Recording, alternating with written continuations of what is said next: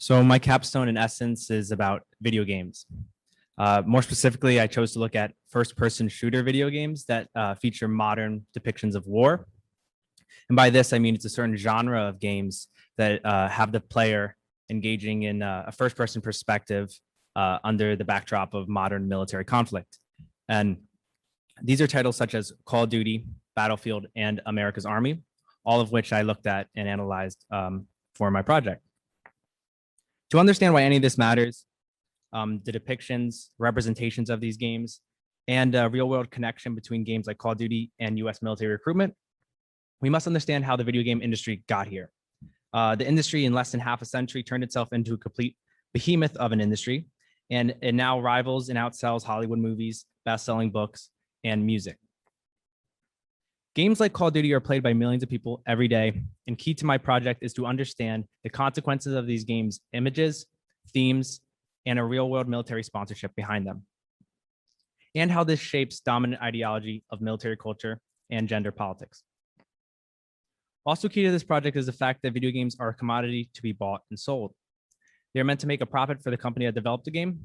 And with this understanding, the economic functioning of video games is no different than any other form of various popular media in today's world, including films, books, magazines, etc. As video games get more popularized into an international mass consumer marketplace, many big budget releases are featuring advertising campaigns, corporate sponsorships, and celebrity endorsements. All these developments leave us to try and grasp the consequences of this constantly thinning line between entertainment and war. Standardization is another important development in understanding how modern video games are being commodified. This continuous process of popularization that happened in the early 2000s from great success of titles like Call of Duty has led to a major streamlining of games to fit the mold for a larger audience. With a game like the new Call of Duty that will sell millions of copies worldwide, it's important to understand how ideology is being displayed for these games and how it's being interpreted by its large audience, and thus its larger connection to the dominant political ideology of the US government and military institutions. This standardization means that basically all games are mirroring each other's styles, themes, gameplays, representations, albeit usually very reductive themes and representations, leads us to a point in modernity where the archetype for a successful war-themed shooter is constantly being duplicated. As I said, video games perpetuate ideology just like any other media, and in the case of Call of Duty and other first-person shooter games, often depicting extremely violent modern warfare featuring real historical conflicts in a form of push-button interactive entertainment. Through this, we must understand and question how these games perpetuate dominant ideologies of real-world military institutions to their mass audiences. This advancement could not be seen any more clearly than in the 2002 release of the game America's Army. This was the first fully funded, developed, and published game by the United States Army. And this game was not made for profit, for the purpose of profit, but rather the sole intention to inform, educate, and recruit prospective soldiers into the US military. I will now play a clip from the trailer of that game.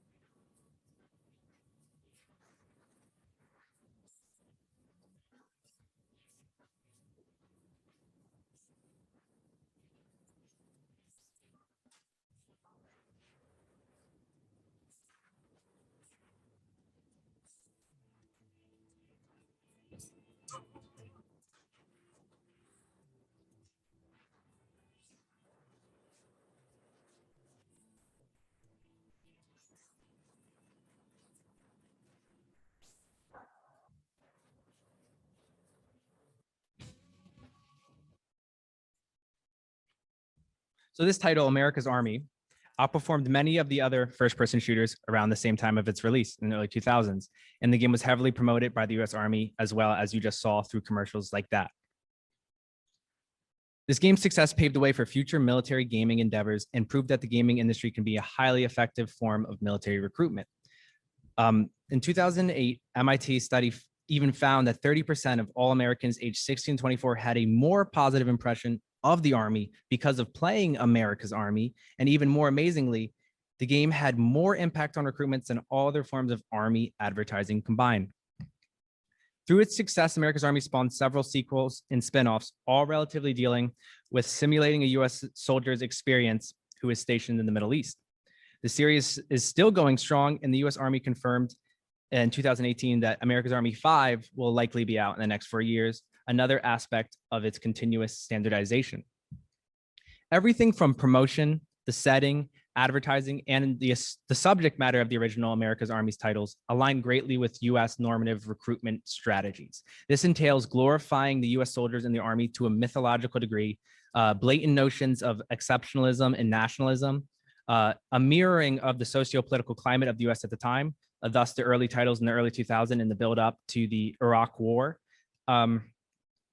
dehumanization of the enemy combatant, and an important emphasis on the current war or campaign they are fighting is for the sake of freedom, and the enemy is an oppressive regime. This strategy was clearly employed by the US military throughout the 20th century, and it can be seen in the game America's Army as well. This approach, and America's Army for that matter, can be seen as a part of America's large military influence, and as I said before, the build up to the Iraq War. With releasing America's Army's titles on almost all systems now, including mobile, Xbox 360, PlayStation, and computer, the series effectively becomes an ideological tool for the US Army to promote and sanitize its military interests and its ideology as just mere entertainment and franchise to be bought and sold. No longer does the content need to be openly a blatant propaganda message of militarism. To comment on this, US Army said on its official website that the game's sole purpose is that they want to show the world how great the US Army really is. Researcher David Nieberg describes this process as the America's Army platform. To describe the format used by the US Army game developers that carefully balances entertainment, education, and propaganda in order to make a very effective game in terms of perpetuating dominant ideological themes. In this manner, this process is being constantly replicated by other world governments now to great degrees of success. And his notion of the America's Army platform is one of the key frameworks I analyzed throughout my project. David Nieberg previously mentions how no other army in the world can afford a free high-tech game for mass distribution. But what we're seeing in modern developments is actually quite the contrary. In 2011, Glorious Mission was the first fully released, developed and produced game by the People's Liberation Army for the Chinese mainland audience. Glorious Mission directly follows in the America's Army platform put forward by David Nieberg that it attempts to balance entertainment, education, military training, and to promote the ideology of China's political and military endeavors. The game released with two different versions, one to the public that was free, that had campaign and cooperative modes, and the other one was meant solely to train people prospectively going to be recruited into the military or actively trained soldiers that are in the military. The way in which governments, and more interestingly, nations with large military geopolitical power, such as the US and China, have both made high-tech games that are used for the sole purpose of promoting the ideology of their respective military and government, shows how successful and potent the America's Army platform is, and video games in terms of recruitment in general. Especially how it can influence a young player base on the opinions of a military conquest or a military force, and whether this be the People's Liberation Army, Israel, France, or even the United States Army. The technological realism of video games is also greatly improving every year. We are seeing war-themed shooting games, the genre of war-themed shooting games, being implemented on systems such as VR and augmented reality now. For this, I must claim that the America's Army platform model developed by Nieberg is potentially already outdated due to the fast-paced changing of the industry. And this does not mean that everything I just said is not relevant or should be thrown out. What I mean by this is the America's Army platform is constantly reinventing itself in various new ways based on the technologies that video game developers are now able to access. US Army has already used VR and AR technologies to train recruits and set up VR experience stations at marketing events such as the X Games and other esports competitions to great success. More than ever, we are experiencing this thinning of the line between entertainment and war. I will now discuss the modern development of rebranding in the US Army. In 2018, the U.S. Army missed its recruitment goal for the first time since 2005. After this, the U.S. Army developed a new approach that would pitch itself to a greater, more susceptible audience found in the gaming world. Along with this development, the U.S. Army announced the creation of an official U.S. Army Esports team. And through this platform, active military personnel will be competing in competitive tournaments of popular games such as Call of Duty, League of Legends, Fortnite, etc.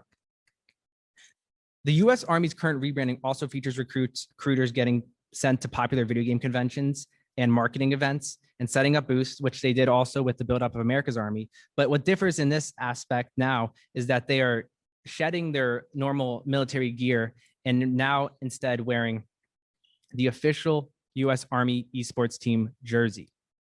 This modern development of U.S. Army actively creating esports team using social media influence, live streaming, and wearing designer jerseys is an attempted rebranding by the U.S. military institutions to shed the previous image of being a warmonger. Through this, they are attempting to appeal to the large, diverse player base that is represented in the gaming world. And this can be seen as a direct contrast to the previous America's Army platform that was seen employed by the U.S. military all throughout the early 21st century. In the way that this new rebranding method seeks to pacify and erase the legacy of violence committed by the U.S. Army. And then in turn, rebranding this image as cool, hip, and trendy. This all culminates to create our modern predicament of how powerful institutions such as the state can perpetuate ideology from mediums once thought to be mere child's play, such as video games. And through this, the realm of video games is largely perpetuating ideology just as the form as any other media. With militaries across the world now using video games as training devices for recruits, we have to ask ourselves now how to reclaim and define the lines between entertainment and warfare, which leads me to my final section, what is to be done? While this project is largely meant to be critically analyze multiple different sectors of the video game industry, it is also mentioned that there are several ongoing developments pushing back against the very same systems that I mentioned in this project. Many of these public backlash and forms of activism seek to push back against very reductive and harmful representations, and along with also, as I mentioned, the pipeline of video games and military recruitment. And this leads us to the question of what would a progressive game even look like?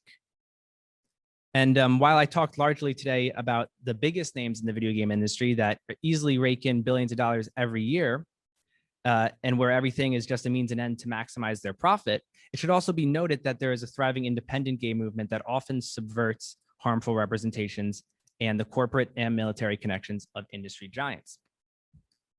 That being said, we still have to take into account the economic model in which games are produced. In terms of combating these systems, in 2020, House Progressives introduced a bill to the US Congress that would prohibit the US military from using recruitment and promoting strategies in the realm of video games and esports. This bill, though it failed to be passed, we're still seeing a major wave of public dissatisfaction with the military actively using technology such as video games for a recruitment platform. There was also other recent developments where everyday people staged mass cyber protests that forced the US Army Esports team to eventually suspend their accounts until they could figure out how to deal with the backlash. These cultural battles are happening every day and constantly changing, and the forms of resistance will change as well. With US military and militaries across the world, including Great Britain, Israel, China, and France, already using combat-style video games to either promote positive views of the military or actively train recruits, we need to understand how severe and important this research is due to the ever-constant growth of the first-person shooter genre and how it perpetuates these themes to a large player base and its extreme effectiveness. While also potentially seeing how catastrophic the results from interlacing these harmful themes are, such as reductive masculinity, violence, American hegemony, and real-world military recruitment. These virtual battles will continue to change and persist, and this research will also need constant changing and analysis as these developments progress as well. And I hope to follow them further into my academic career. Thank you.